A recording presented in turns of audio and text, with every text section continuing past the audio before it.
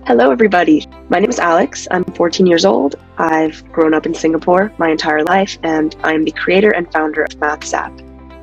With this app, I am working to bridge the academic support gap for middle school students. So Maths App is the app I decided to create in the summer of 2021. I created it to provide an easy shortcut of the best math sets, printables, quizzes, and a community forum to help students reach their full potential. Now, the question many people ask me whenever I tell them what I'm doing, they'll always see me working on this throughout the day or throughout the week. They'll say, why are you making a math app? I think that when I was in 7th grade, I was not really the best at math, and that was a big struggle for me, considering the fact that everyone around me was so much better.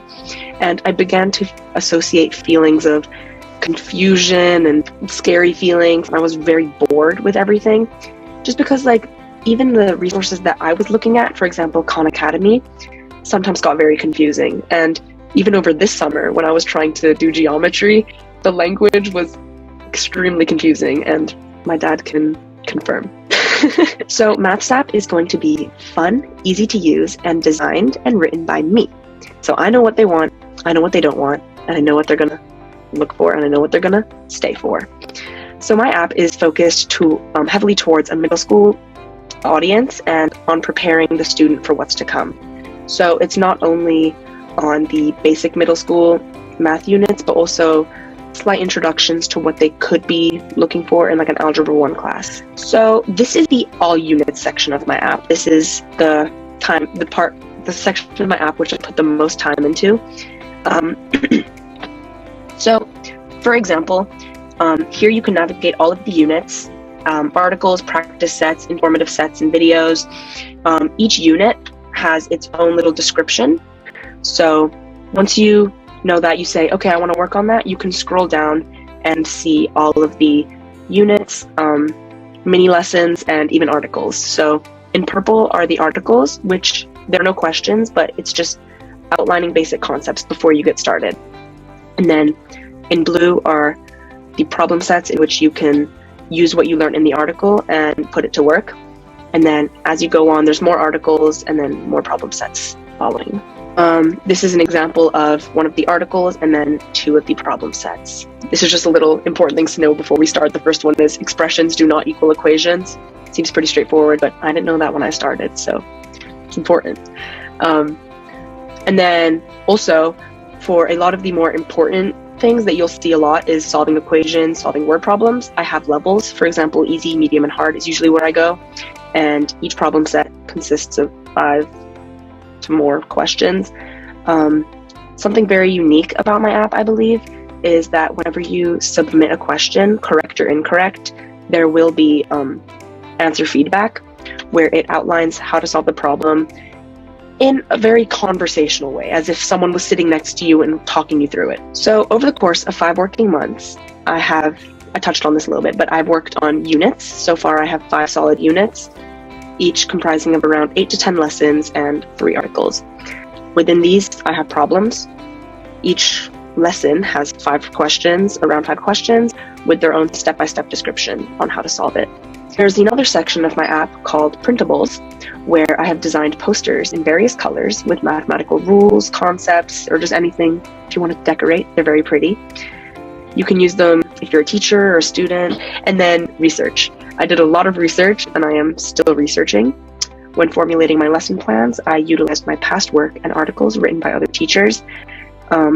Just trying to help, like I said earlier, find the best of the best and make sure everything is contributing to the goal of educating the student. So what I have learned through this process, it's because many people think oh, why are you spending so much time on middle school math? I've actually been able to bone up on a lot of the concepts myself, because ratios and proportions, I was struggling with that in middle school, but being able to think about how to actually explain them to someone else, I've had to watch so many videos and read so many articles that I actually feel very confident in all of these math topics now. But besides that, I've learned how to plan a project and execute one. Things like time management or setting up meetings or setting up little presentations like this. I've also learned how to write lessons, plans, quizzes. Something important about this is I need to change my language a lot. So, like I said earlier, making sure something's not too complicated or taking into account the level of the person who is actually going to be taking the lessons. How to write an article. I've written an introductory article. There's an About Me section in my app where you can find how to contact me, how to provide feedback if you have any suggestions for the app, and there's also a link to an article which I wrote, which just introduces the app with pictures and basically what I'm doing now, but in reading form if you want to go look at that after. And also, something I've been interested in, which was not really provided at my old school, was I was able to dip my toes into the computer programming world.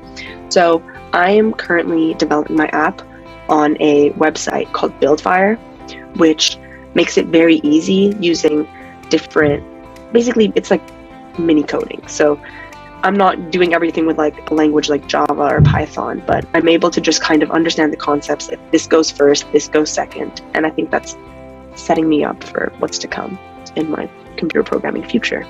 And also my love for educating. I just think it's something very interesting and fun, and leads me into my next steps, which I would like to eventually use this app to help tutor younger kids, or maybe as like a personal resource. There are also many ways that I could improve the efficiency of this app through Buildfire, maybe even through other platforms, like moving forward. Once I have all of the once I have all of my research and actual materials into the app, I would be interested in maybe shifting to a smoother, more efficient running platform. There's also an intercom attachment in the app, which allows you to do in-app quizzes instead of having to use Google Sheets and making a lot of hyperlinks that would help the efficiency by 100%. But the setback with this is the high monthly fee, which I don't want to be paying, and I'm sure my father doesn't want to be paying either. So a way to overcome this, maybe donations at first, but utilizing advertisements maybe on the app itself would help provide a more sustainable model.